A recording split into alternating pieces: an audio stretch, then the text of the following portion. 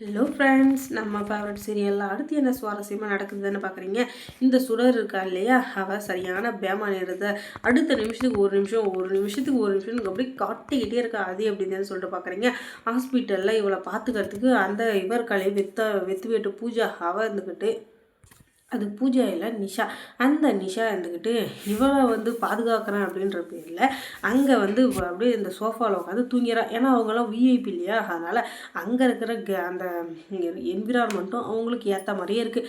நல்லா ஒரு ஏசி, நல்ல ஒரு பெட்டு, அதுக்கப்புறம் சோஃபான்னு சொல்லிட்டு எல்லாமே அந்த விஐபிக்கு தகுந்த மாதிரி நல்லா இருக்குது அந்த ரூமு. அதில் எந்த குறையுமே இல்லைன்னு தான் சொல்லும். அந்த மாதிரி ஒரு பெட்டு, அந்த மாதிரி ஒரு ஹாஸ்பிட்டலில் இருக்கிற கவனிப்பை அவள் இதுவரையும் அனுபவிச்சதே இல்லை.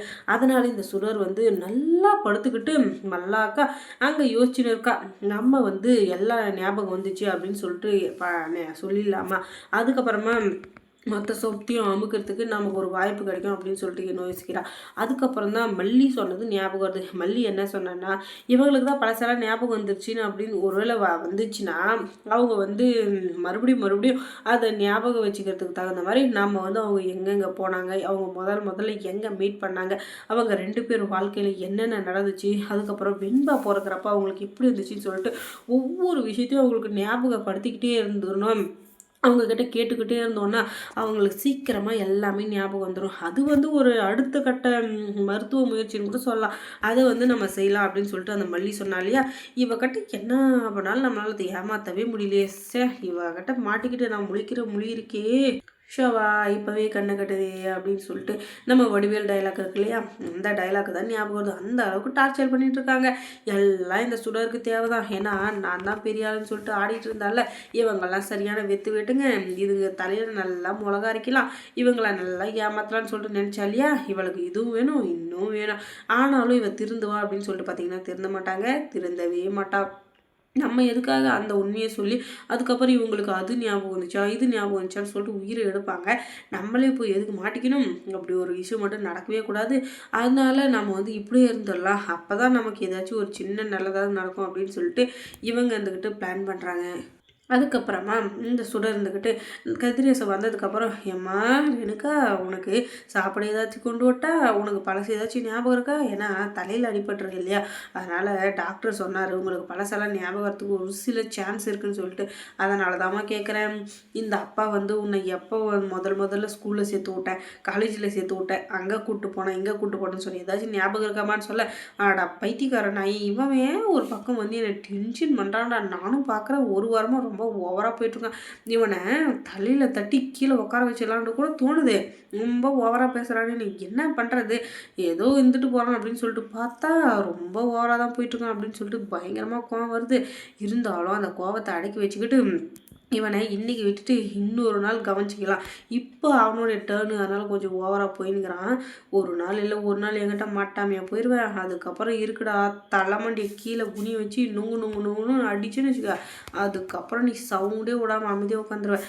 அந்த நாள் ரொம்ப நாள் இல்லைடா, கொஞ்சம் கிட்டதாக இருக்குது, அது வரைக்கும் கொஞ்சம் ஆட்டம் ஆடுற ஆடிக்கோ அப்படின்னு சொல்லிட்டு அவனை மன்னிச்சு விட்டுடலாம் அப்படின்னு சொல்லிட்டு சுடர் அமைதியாக பார்த்துனுங்கிறான்.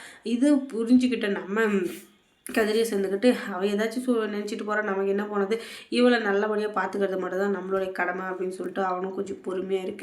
அதுக்கப்புறம் அந்த இடத்துக்கு மல்லி வர, என்னப்பா நீங்கள் சுடரக்கான்ற பற்றியா ரேணுகாக்காவுக்கு என் வாய் என்னவோ தெரியல குளறிக்கிட்டே இருக்குப்பா, என்னன்னே தெரியல அப்படின்னு சொல்ல, இவ வேற அடிக்கடி சுடர்ன்றாலும் இவளுக்கு நம்மளை பற்றின உண்மை தெரிஞ்சுட்டு இருக்குமோ அப்படின்னு சொல்லிட்டு ஒரு பக்கம் தோணுது.